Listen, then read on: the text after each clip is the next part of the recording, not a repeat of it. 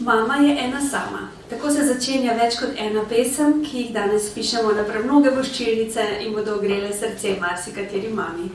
Na materinski dan prav lepo pozdravljeni v Celjski Mohorjevi družbi, kjer smo literarno matinejo naslovili s provokativnim naslovom Ob peči in v mlinu.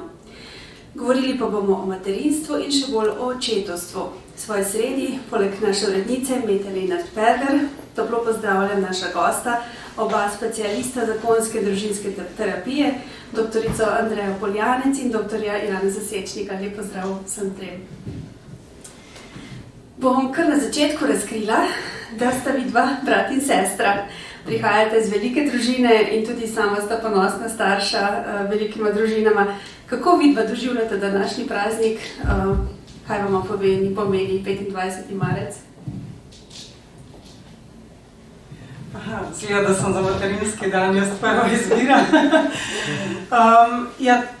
Kaj bi rekla? To je en tak dan, ki vedno naredi neko posebno vzdušje, ene hvaležnosti, spominov na mnogo enih radostnih trenutkov, začetkov, mogoče tudi velikrat bolj dinamičnih ali pa zahtevnih. Predvsem pa meni neko globoko hvaležnost, pa tudi ogromno enega veselja, da ti je to dano in da imaš potem tudi, bi rekla, zakonca, vsaj v svojem primeru lahko to rečem, ki pri tvojem materinstvu zelo aktivno, čim bolj sočutno, čim bolj povezano, nekako predano z enim iskanjem vedno večjih globin, lahko spletava skupaj to pol sicer tvoje lastno materinstvo.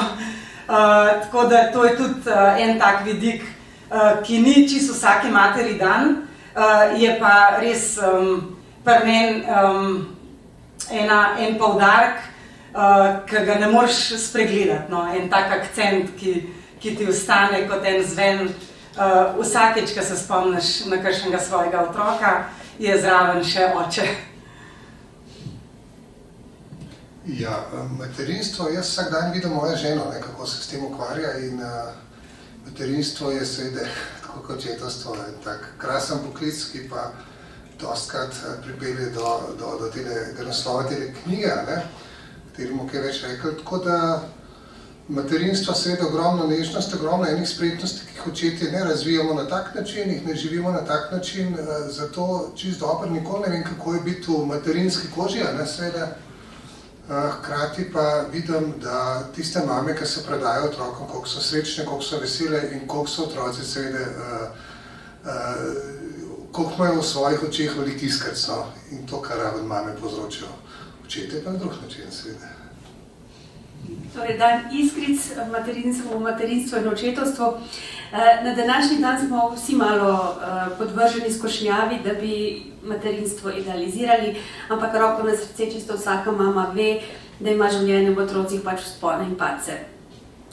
To še kako posebej ve ta naša avtorica Louise Larcher, avtorica knjige, ki je z izvirnim naslovom Kuhana in pečena navdihnila tudi ime današnjega srečanja. V slovenščini hudomušna knjižica, se pravi v izvirniku ima naslov Ob mlinu in ob peči, ne, Ob peči in v mlinu. Pri nas smo jo pa naslovili Kuhana in pečena. Prevedla jo je Jana Okorn, uredila pa Meta Lenart-Perger. Meta, kakšna je mama, ki v nekem trenutku ugotovi, da je kuhana in pečena? Najbrž je odzival na to občutje ravno toliko, kot je mam na svetu, ker to zagotovo vsaka občuti na drugačen način. Dejstvo pa je, vse jaz menim, da vsaka zagotovo kdaj to doživi, ta občutek pečenosti, narekovajo. Opažam pa, da ni vsaka pripravljena o tem spregovoriti. To se mi zdi velika škoda, morda tudi z razmahom socialnih omrežij, še posebej Instagrama, se mi zdi, da se to nekako skriva, da se podarja neko bolj popolno podobo, da ni več te iskrenosti glede same vloge, da se išče pač neko tako popoln zunanji videz kot popolno splete vlogi. In to je velika škoda. Omenila sem pa to zato, ker pričajoča knjižica, ki je pred kratkim izšla pri naši založbi, pa govori prav nasprotno. ta naša pogumna mamica Eloise, mamica 4 otrok, pa veliko krat govori prav o tem občutku, ne, kako se je znašla v situaciji, ko pravzaprav ni vedela, kako iz nje, pa se je vedno znašla. Ne.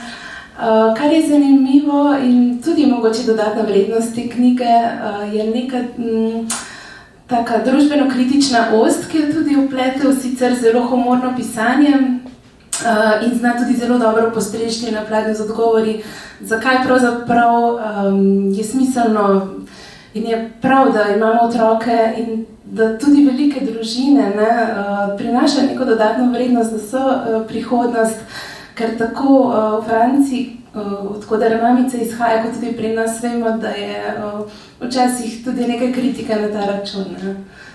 Tako da, prepričana sem, da ta knjiga lepo paše tudi zaradi svojega formata vsako materinsko malho, ki jo radi vozimo na svojih vozičkih, tako da bo prijetna spremljevalka. Ali tudi v Nobel žensko torbico. Glede na to, da je podnaslov knjižice Dnevnik preobremenjene mame, bi bralec utegnil pomisliti, da je ta mama bolj ali manj prepuščena sama sebi. Kje je in koliko je v tej zgodbi vključen dnevnik očeta? Gre torej, ker je dnevniško pisanje, gre za subjektivno pisanje in mislim, da je ta partner, mož, Eloisin mož, večkrat omenjen kot mož, kot partner. In v tej povezavi je do nekaj včasih tudi malo kritična, ironična, v takem smislu, da komplicira tam, kjer ni treba, kjer pa ona komplicira, pa ne vidi smisla, ne? Se vsi poznamo to. V tem smislu mogoče malo stereotipna, kadar pa ga prikazuje oziroma opisuje kot očeta, pa mislim, da je čutiti v teh opisih neko veliko spoštovanje, ker ta oče je pravzaprav edini, ki dela, ki skrbi za družinski dohodek in se vrača domov utrujen, a kljub temu si vzame čas za otroke, njegovo naročje oziroma roke so široko odprte za njegove otroke in izkazuje jim ljubezen in skrb in mislim, da je to največ, kar jim lahko dam. Doktorica Poljanec, prej sem že omenila, vi ste specialistka zakonske in družinske terapije, doktorica psihologije, predavateljica in seveda mama 5 otrok. Človek bi težko verjel, da se niste nikoli počutili tako kot ta mama v naslovu. Ja, zagotovo je materinstvo vseživljenjska vloga, znotraj katere si popolnoma prežet. Težko čisto ločuješ med različnimi vlogami, ker je materinska taka, bi rekla, nad vsem. Ker je res del tebe in ne moreš niti razmišljati, niti delovati, niti se pogovarjati, nikoli več enako, kakor do takrat, ko si postal, naprimer, prvič mama ali pa celo mogoče bil noseč celo, niti še ne tako bi rekla konkretna mama s pestovanjem in drugimi zraven dejanji. Tako da del materinstva, za kar sem vesela, če ste z tega vidika tole prevedeli, je zagotovo biti v stiku z neko realnostjo. Biti čim bolj iskren do sebe, ranljiv in se zelo hitro res sprijazniti s tem, ne sprijazniti, dojeti, bi rekla, spoznati, da razmišljati o materinstvu kot o nekem idealu je, bi rekla, prav neko zmotno prepričanje, zato, ker je materinstvo nekaj tazga celostnega. Je pa zelo dragoceno, če je znotraj teh stisk, ker se pa seveda sam zelo hitro srečaš z njimi, mogoče že prvi dan ali pa že med nosečnostjo, dobro, če se čim prej naučiš govoriti o teh stiskah in znotraj tega pogovarjanja imeti en krog ljudi, verjetno pa je idealno, če je to mož, ampak če ni mož, je tudi zelo dragoceno, če je kdorkoli drug, ob katerem se počutiš varno, sprejeto, da mu lahko zaupaš in kjer lahko na nek način to svojo ranljivost, iskrenost in en stik s sabo vedno bolj razvijaš v smeri ene take nežnosti, občutljivosti, ker potem na podlagi tega res lahko tudi vedno več ene topline ponudiš in ta kuhana, pečena rek potem rata kot način življenja, ne pa kot življenje stiske. A ne, ker mi stisko lahko živimo, kot da smo skozi v stiski, lahko pa stisko živimo, kot da je to način življenja. In to je tisto, kar bi si želela, da bi matere lahko imele kot eno tako vizijo in tudi ob sebi ljudi, ki bi, ob katerih bi lahko to vero na nek način utemeljile ali pa živele. In potem, če to nastane kot en način življenja, je pa veliko lepši, je pa bolj v spredju veselje, pa potem ponos, pa hvaležnost, pa občutek, da nekako zoriš, da se razvijaš v različnih vidikih, a ne, občutljivosti, hitrosti odzivanja, umetnosti tega, ustvarjalnosti, koliko hitro boš kakšno zahtevno situacijo rešil in dobi pa to čist en drug prizvok in jaz bi zase lahko rekla, da živim v drugem prizvoku, ker lahko, a ne, so lepe skladbe v molu napisane, pa so lepe, zato ker z iskrenostjo, bi rekla, ponazarjajo nekaj, kar je takrat nek skladatelj hotel povedati, ampak zelo je pa dragocen, če lahko, bi rekla, en tak skupen imenovalec v materinstvu pa je v bolj pozitivnih akordih in to je eno hrepenenje zagotovo vsake matere in vsakega otroka, vsake mamice. Dr. Sečnik, vi ste bili zaposleni v šolstvu, spravi, da ste delali z otroki, sami ste oče 5 otrok, zdaj dnevnik preobremenjenega očeta bi tudi se dalo napisati. Zelo podobno bi bil. Torej, všeč mi pa je v knjigi, ker tam imamo vse en kljub seveda 100 pravilom, kar skozi opisuje, ne. Vedno nekako se vrača nazaj in vidi otroka pred sabo, no. Ona vedno vidi otroka, vedno piše o nežnosti, piše o tem, kako je otrokov pogled tudi nje vrne spet eno moč, energijo, skratka, vedno znova vidi ona vrednost tega, da ima tiste 4 mladičke pod nogami. Sicer je zasedena, veliko ima stiske, urnike polhan, ampak smer znova doživlja te otroke kot dar, je vesela, da jih ima, jih rada pocrkla, jih rada pela v park in vse tako naprej z njimi kuha, peče. In to je en tak normalen življenje, tako kot je rekla Preljana, ste rekla gospa, te perfektne mame, ne, ki se danes slikajo ali na reklamah, ali pa si vsake pri sebi želijo, da bi bile tako idealne in perfektne. To je ogromno ene napetosti vzad, ene stiske, ki si jo pa sam dodatno naložiš potem. In zadost je biti dovolj dobra mama, ne, tako kot je rekel že zdavni Winnicott, ne. In tale mama mislim, da je dovolj dobra za te otroke, ja. Zdaj pa se bomo premaknili k drugi knjigi, zaradi katere smo pa še posebej danes zbrani. Namreč še skoraj topla iz tiskarne je prišla knjiga dr. Janeza Sečnika Očetovstvo se rojeva v odnosu z otrokom. S kakšno mislijo ste pisali to knjigo? Kaj je tisto, kar želite, da bi bralci, še posebej očetje, odnesli od nje? Ja, knjiga se mi zdi, da pač na terapijah, ko poslušam očete, ali pa zgodbe otrok, ki so pozabljeni od očetov ali pa ki niso dobili dovolj nege in potrebne pozornosti in niso bili nekako povezani z očetom, očetno oče ima druge interese in usmeritve še, skratka, in vse to, kar na delavnicah slišam, vse to vidim, da je ena taka želja in lakota po očetih, ne. In druga stvar je pa, da se seveda sodobni očetje potem tudi ne znajdemo, kako pa je zdaj tisto, kar ne bi bolj živeli. Radi bi boljš, radi bi otrokom vse dober, radi bi, da bi seveda bili lahko mi na njih ponosni, da bojo oni zaživeli, ampak se pri večjih temah nam zataknilo, ne. Pa se soočamo, kaj je z osamosvajanjem, kaj s kaznovanjem zdaj narediti, ne. Itd., kaj s čustvi, ne. Čustva so španska vas, pogosto za moške, ne. In tako naprej. En kup je enih dilem in v knjigi sem skušal pač približati te vidike, ne, te teme, kako se da lahko znotraj odnosa z otrokom kot oče normalno dihati, da ni treba biti skozi napreži, skozi pridgati, skozi svetovati, skozi disciplinirati, ampak kako se da z otrokom čisto normalno dihati in strah, da bo otrok ne vem kaj zbezlov in ne vem kaj, da bo se narobe, da bo kar na drogi, a ne, čez 2 dni. Te strahovi so popolnoma odveč, če damo mi primarno preventivo, ne, torej, da damo en stik, en zdrav, funkcionalen, varen odnos, da mu ponudimo otroku ima otrok popolno zaščito, da se bo v življenju usmeril tudi v zdrave funkcionalne odnose. No, in nekaj tega recimo, ja. Doktorica Poljanec, v družbi nasplošno je očetovstvo kot tema potisnjeno na stranski tir, ampak se mi zdi, da nekako vsi plačujemo davek tega.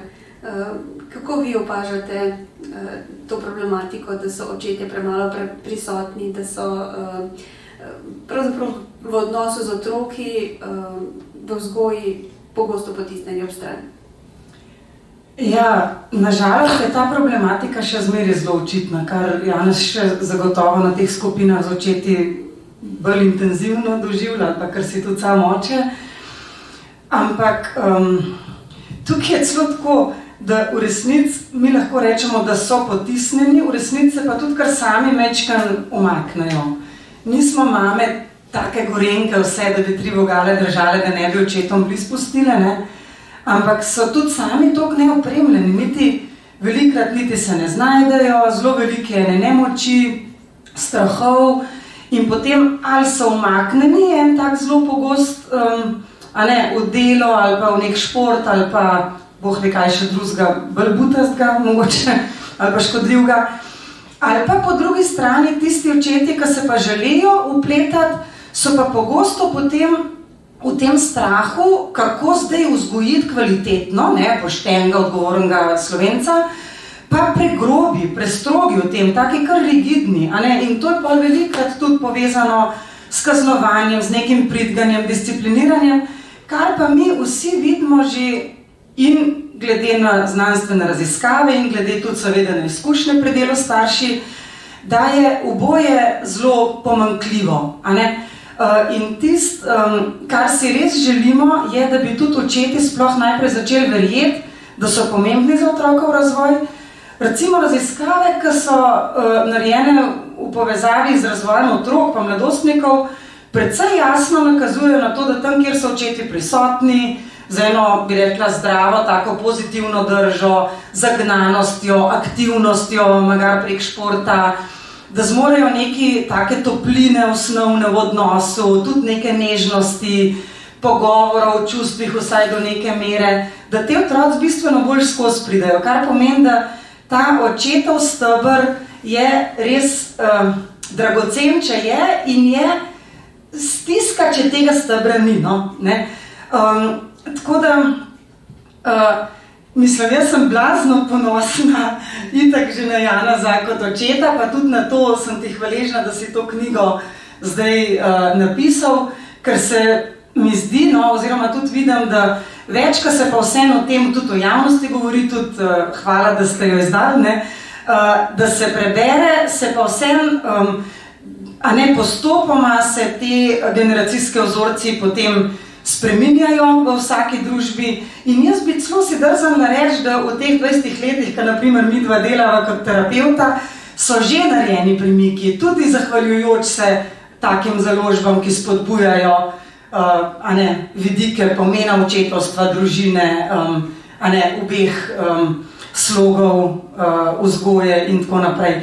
Tako da ja, je žalostno in krivicno, če očeta nimaš. Seveda tudi brez očeta lahko se v življenju ti kvalitetno znajdeš in dobiš en občutek sreče in zadovoljstva, nisi zato invalid, ampak je pa veliko večji blagoslov, če tudi očetje zmorejo to dojeti v svojem življenju, ker potem imajo vsi več od tega. Mi imamo potem in težave z depresivnimi očeti ali pa takimi neizpolnjenimi, takimi v molu, in potem z otroki, ki so te očetje ali prestrogi ali preveč odsotni. Tako da najdeti eno umetnost, kako živeti očetovstvo, je zagotovo poslanstvo vsakega očeta in je vedno tudi en izziv. Tega se res ne moreš tudi naučiti. Janezova knjiga bo zagotovo marsikomu lahko v kvalitetno pomoč tudi pri sproščanju, pri veri v to, da je odnos tisti, za katerega smo ustvarjeni in da iz odnosa res lahko črpamo in se učimo o sebi in o otroku. Tako se mi zdi, da si to tudi tako res lepo v knjigi skušal ponazoriti z različnimi raziskavami, ilustracijami, iz sebe ven, verjeti v odnos, ne pa v pravila, pa kaznovanja. Ne? Ravno to sem vas hotela vprašati, ker ste že prej načeli malo to temo. Vi pišete o tem, kako pomemben je stik z otrokom, kaj pomeni, če stik prekinemo, če ta prekinitev traja predolgo, kakšno vlogo ima sram in kazen. Vse te teme, ki so načeloma v naši tradicionalni družbi nekaj, kar je skoraj nujno del očetove avtoritete. Od očeta se pričakuje, da zna udariti po mizi, da zna biti strog, se pravi, da uravnoteži materino nežnost in popustljivost. Vi hodite v tem smislu malo pod robu, da bi marsikdo lahko rekel, da to pa zdaj kar permisivna vzgoja. Ni to, ne? Ja, permisivna vzgoja pa seveda to nekako ni, ker permisivna vzgoja pa nima stika z otrokom, ne? To je problem permisivne vzgoje, da nima stika, ne? Mi pa ravno stik podarjamo konstantno, ker stik je temelj, ne? Da ti otrok lahko zaupa in ti mu lahko zaupaš, če je ta vez, moj notranji svet z otrokovima, ne? Tako kot večkrat Canfield piše, da ga citiram rad, kako otrok naj ve, kako tripa očetovo srce in seveda oče naj se pozanima, kako otrokovo srce utripa, ne? Ker enkrat ta vez postavljena, potem vse ostale debate hit odpadejo, ne. Bolj je izziv, kako to vez vzpostaviti, če nimajo tvoji možgani te izkušnje, ne, za tako vez. Potem je pa to ena pot, tako kot je rekla Andreja, ne, ena pot iskanja, ena pot umetnost, ne, ki jo moraš nekako v življenju sam pogruntati, ne. Seveda so pa kle ene osnove, ki pa veljajo, ne, očesni kontakt, ne. Ne vem, kdo lahko otroka tepe, pa ga oči gleda, to si jaz ne predstavljam, ne. Dotik, ne, kakšen dotik imam jaz z otrokom, ne. Potem ton govora, sem osoren, sem ciničen, ne. Vse te stvari se pa da tudi čisto konkretno sam pri sebi, a ne, vsak oče lahko prečist, kje sem jaz z vsemi temi elementi. Tako da ni zdaj ta čustven stik, ki ga jaz znam vzpostaviti, ga pa nimam, nič ne znam ga, jaz nisem od tega vzitko, zdaj pa ni rešitve, ne. Seveda je rešitev, seveda ravno v očih otroka, ne, se tudi oče lahko stik s sabo okrepi, s svojim notranjim svetom, ne, postaja bolj sočuten do sebe in do otroka, tako da očetovstvo krepi očeta in otroka, ne, tako da to je ena taka krasna stvar, jaz to verjamem, vidim, da, a ne, srečen otrok, srečen oče, to gre z roko v roki, ne, in vi ste me še ene druge stvari zdaj vprašali, ne? Ranljivost v tem postopku, oziroma permisija. Ja, zdaj tako je permisija, ne, no to sem rekel, ne, permisija ne bo, ni mišljena v tej knjigi, da bi opisali permisivno vzgojo. Zdaj, kako je pa z unimi tradicionalnimi pristopi, ne, udariti po mizi, red spostaviti, kako disciplinirati, ne. Dejstvo je, da včasih seveda je mama rekla, če otrok ni ubogal, pazi se, bo ata prišel domov, pa bo red, ne. Torej, ampak že ta stavek, jasno, gre za strah, ne, kot temelj vzgoje, potem iz vidika očeta, ne. Tako zdaj za sodobnega očeta, da bi veljali, da naj bo doma tisti, ki se ga otroci bojijo, to potem seveda odpade vso sočutje in ranljivost. Tako da tudi temu je fajn, če se oče uspe odpovedati, tej vlogi, da on je tisti, ki bi doma strašil in na ta način disciplino uvaja, ampak disciplino uvaja na pozitiven, na neponižujoč način, ne. Torej s pogovorom, z ranljivostjo, ne, kot ste rekli, ja, jaz povem tudi, kaj jaz čutim otroku lahko, ne. Je pa tako, da seveda vsak starš ima svoj štart in s tistim štartom, ki pride v svojo vlogo očetovstva, ne, svojo izkušnjo preteklega mladosti, svojega mladostništva, tisti starš seveda lode prva leta seveda se išče, lovi tudi svojo držo, kako zdaj med sočutjem, med pravili, je to permisivno in vse te teme se začnejo odpirati, ampak in lahko, da bo ta odnos postavil na malo ne dovolj soliden ali pa za otroka ne dovolj varen način, bo mogel pa z leti, a ne, mislim mogel, če bo šel na to pot, bo pa z leti lahko tudi korigiral, popravljal in bo mogel za tisto ranljivost tudi sam malo bolj garati, ne. Ampak je pa to pot, ki je osrečujoča, no. Mislim, da na eni točki rečete, da nikoli ni prepozno da oče v sebi odkrije. Oziroma, verjetno tudi, če ti na smrtni postelji oče reče, da mu je žal, da te ima rad ali karkoli. Skratka, to je nekaj, kar ti lahko oče vedno da. Ja, to me kar mrazi, kad to rečete, ne? Ker to je tako res. Danes sem poslušal enega na seminarju, Frank Anderson, ne? In je svojo izkušnjo tudi z nami podelil. Ne? Je rekel, ja, moj oče je na smrtni postelji rekel, sine, saj vem, da nisem ta prav oče, ampak rad sem te vrnil. In je veliko, veliko gledal. Ne? Ta očetovo srce odleže še pa še, ko se enkrat odpre. No? Zanimiva pa tudi ta misel, pa mogoče vprašanje za oba dva. Imam občutek, da mame vse zmorejo, ampak vi izpostavite, da mama ni oče. Mama včasih, če poskuša nadomestiti očetovo vlogo, oziroma če poskuša biti mama in oče, slabo odigra oboje. Ja, zelo zahtevno je to, je pa tudi težko odgovoriti, zato ker bi lahko zelo hitro tudi prizadel kakšno mater, kjer oče ne sodeluje. Tako da je, bi rekla, zelo občutljivo treba gledati na to problematiko ali pa na ta izziv, ki je pogost v resnici v sodobnem svetu. Zagotovo je bistveno lažje vzgajati, če sta zagnana dva, z različnimi možgani, z različno držo. To je potem ena taka integracija, pa je, bi rekla, celoten tim, kot je zamišljen. A ne? Če tega ni, so zagotovo tukaj izzivi, s katerimi se pa potem vsaka mama na nek svoj način mečkan mora soočati.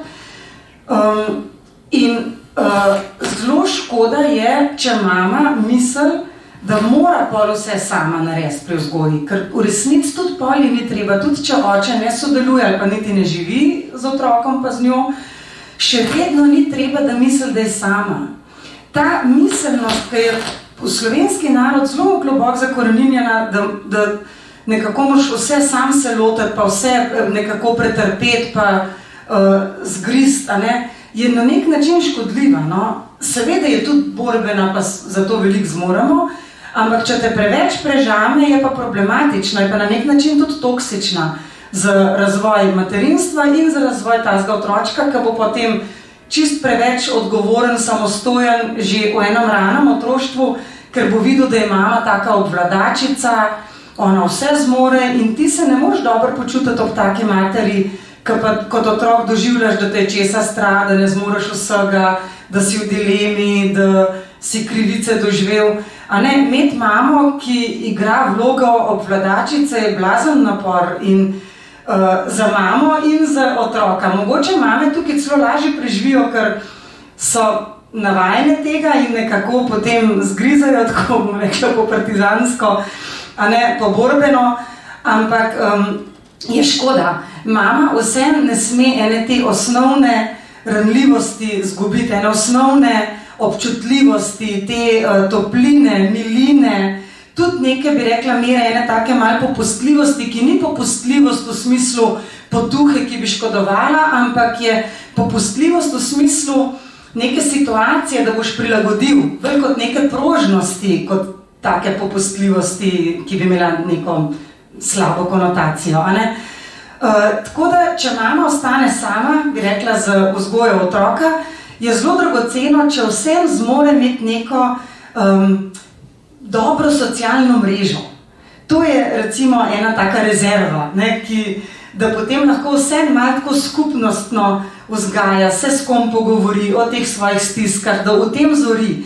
Mi zelo težko, ali pa skoraj ne moramo zoreti brez odnosa.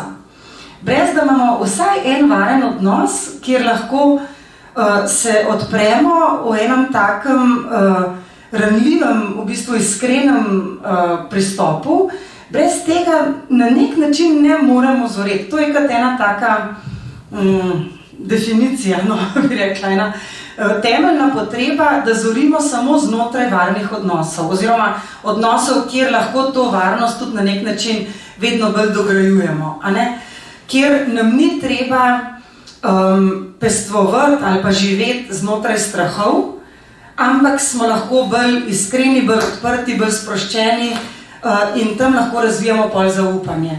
To, kar je Jana se že prej tudi dotaknil, pa je zelo močno povezan, je, da mi smo kot ljudje najbolj občutljivi prav na čustvo strahu. To je edino čustvo, ki je že pred rojstvom delujoče. Zato poskrbi en majčkan organ, amigdala. A ne, vsa druga čustva se pa kasneje razvijajo, šele po rojstvu. In gnus je tudi majčkan že prej razvit, zato da kaj ogaben ga ne poješ, ne? Če bi kaj bilo v plodovenci. Čeprav nimaš izbire, zdaj sem se malo zapletla že. Ampak, torej, na strah smo mi izredno občutljivi, a ne? Kar pomeni, da res rabiš odnose, pa način pogovarjanja, pa način vzgajanja, kjer lahko čutiš vse, da si sproščen, da si lahko to, kar si, tako rečemo, a ne? Da si lahko iskren, da lahko si odprt. Tako da take matere, ki vzgajajo sebe, jim res bi jim človek prvoščil, da bi to lahko sprejele kot eno mogoče resnico njihovega življenja, da bi lahko to izžalovale in odpustile. To zagotovo čaka vsako mamico, ki se znajde sama na poti vzgoje, da odžaluje in tudi odpusti. In če to zmore, to je zelo drugače naporno pa zahteven proces, tak kompleksen, ki ga v resnici ne zmoreš sam, ampak z ljudmi, ki te imajo radi ali pa ki čutiš, da te imajo radi. In potem lahko bolj polno sebe daš na razpolago kot mamo in otrokom od take mame kar največ lahko od ne dobi. Po drugi strani pa v bistvu vi pravite, da očetovstvo je tak privilegij v življenju moškega, da bi bilo res škoda, da bi se človek temu, da bi to zavrgal ali se temu zavestno odpovedal. Ja, res je, ampak kaj je tisto, kar moške pripelje do tega, da se temu odpovejo? Aha, ja, se to je res zanimivo. Ja, kaj je ne pripelje? Do tega, da se pojejo živo očetovstvo, ne? Da bi res odnose na živo živeli. Zdaj, glede na izkušnje, kar se srečavamo, pogovarjam z ljudmi vsa ta leta, ne? Dejansko ali gre za eno globoko zatovčenost v sebi, eno globoko rigidnost, ko se te posamezniki danes očeti doživljali, so imeli ob sebi pač očete in mame, kjer je bila čustvena ovrednotesnost na limiti niče, ne? In tako naprej. In potem, kar ostane, je razum, ne? Za moške ta svet razuma zelo atraktiven, levo hemisferno malo bolj, ne? In potem se začne življenje živeti na osi, kaj je prav, kaj je narobe, ne? Kaj se sme, kaj se ne sme, kaj je primerno, kaj ni, kaj je spoštljivo, kaj ni spoštljivo. In se začne življenje živeti na tej moralni osi, ne? Ampak ob tem se pa spregleda otrokov svet, ne? Ker morala pa že beseda moral, ne? Kaj moraš ti narediti, ne? In potem je oče spet samo v vlogi zapovedovalca in z otroke ravna na osi, kaj je prav narobe, kaj se ne sme, kaj se narobe naredil, sledi kazen in tako naprej. In gre to zelo tehnicistično, ne, potem. In se z otroki dosti ravna s stojniškim priročnikom lahko na koncu. In seveda vprašanje, kaj da se očetom vse na eni točki ne utrne, da bo treba drugače. Ampak ko slišim zgodbe, eni pravijo, ja, takrat, ko te ima, da bi malo pokazal fleksibilnosti ali pa ranljivosti ali pa solzice, takrat je treba samo fajn stisniti pa se stran obrniti. Torej, še dodatno, to so potem neka oprimejališča, ki jih imajo očetje, ki ne zmorejo živeti po srcu, ko ne morejo živeti na živ način z odnosom, z vsem, kar se prebuja, z zaupanjem. Pač nekje zmer znova v bistvu morajo sebe umikati, se odrezati, prekiniti stik in to življenje tako, jaz si ne predstavljam, to je pol peko, ne, tam ni stika, ne vem, za otroka in za očeta. Tako da, kje naj oče spusti tisto luč, ne, najpreprostejše je to v očeh otroka, ne, najpreprostejše. In če nekako potegnem črto in zaključimo s parafrazo pisma Korinčanom, kaj nam bo vsa teorija in vse knjige, če ni ljubezni, bi mogoče na to navezala zaključna misel? Ja, kar podpišem. V resnici je to glavna fora materinstva in očetovstva, v kar tudi mi seveda verjamemo, kar celo ta teden bomo zelo močno izkusili. v nedeljo, da je res odgovor v ljubezni in v odnosu. Odgovor je v ljubezni in v odnosu, seveda si mi velikrat moramo pomagati z nekimi dejstvi, s tem, da kaj preberemo, da smo učljivi. Tudi v tistih časih so se že apostoli zbirali, ljudstvo je poslušalo prilike prilagojene njim, neizobraženim. A ne? Mi se radi učimo, ljudje smo bitja učenja tudi. A ne? In tukaj je res treba poiskati to ravnovesje med učenjem pa kognicijo, kar Janez še bolj šve kot oče, da se velikrat zatekamo k dejstvom, pravilom, učenju, kaj je bolj objektivno, in ravnovesje z ljubeznijo, ki pa vsem ima vedno zadnji odgovor. A ne? Tako da dobro je, da imamo knjige, čestitke založbi in Janezu še enkrat, ampak zadnji odgovor je pa drugi.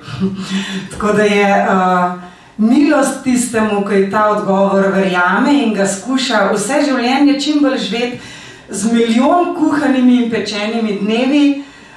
To si ti lepo rekel, a ne, biti v tem ranljiv, pa kljub temu vedeti, da je več svetoga še naprej, da ni zaključil se ne bo skuhano pa pečeno, no? Tako to sem jaz premislil. Seveda, ja, če malo nadaljujemo, ne. Dejansko, ne, mi ni treba, da živimo po zapovedih, ne. To je v redu, ampak potem je nadgradnja sledila, ne. In to nadgradnja je fajn, če si upamo živeti tudi v družini, odnosov z otroki, to nadgradnja živeti po srcu, po duhu, ne, po ljubezni, in ne treba po pravilih in navodilih samo živeti. In nam treba na ta način odnosov z otroki gojiti. Torej, v dobrih knjigah je z veliko ljubezni. Spoštovana doktorica Andreja Poljanec, doktor Janez Sečnik, Meta Lenart Perger, vsem trem hvala za pogovor. Vam, drago občinstvo, hvala za obisk in pozornost.